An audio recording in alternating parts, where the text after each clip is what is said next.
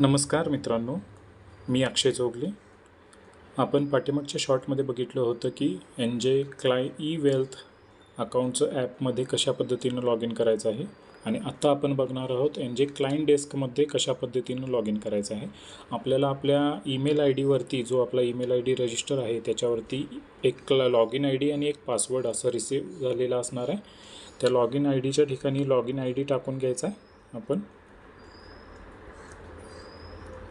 त्यानंतर इथं पासवर्डमध्ये मेलमध्ये जो पासवर्ड रिसीव झालेला आहे तो टाकून घ्यायचा आहे.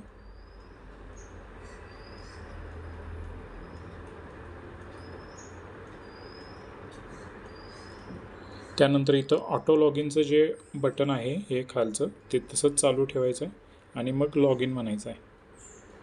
लॉग इन झाल्यानंतर आपला ओरिजिनल ईमेलवरती जो लॉग इन आय डी आणि पासवर्ड रिसीव झालेला होता त्यामुळे तो आपल्याला इथं चेंज करून घ्यावा लागेल. ओल्ड पासवर्डच्या ठिकाणी जो मेल आय डीमध्ये पासवर्ड आपल्याला मिळालेला आहे तो टाकायचा आहे.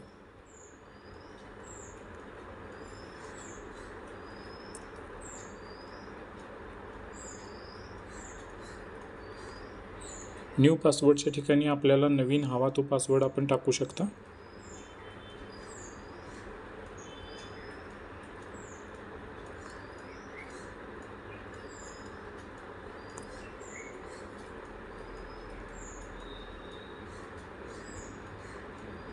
इथं परत खाली सेम पासवर्ड टाकून घ्यायचा आहे आणि चेंज या ऑप्शनवरती क्लिक करायचं आहे.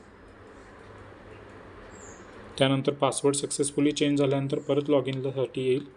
परत इथं नवीन लॉग इन आय डीच्या इथं लॉग इन आय डी टाकायचा आहे. त्यानंतर पासवर्डच्या ठिकाणी जो आपण आता नवीन चेंज केलेला पासवर्ड आहे तो आपण टाकून घ्यायचा आहे.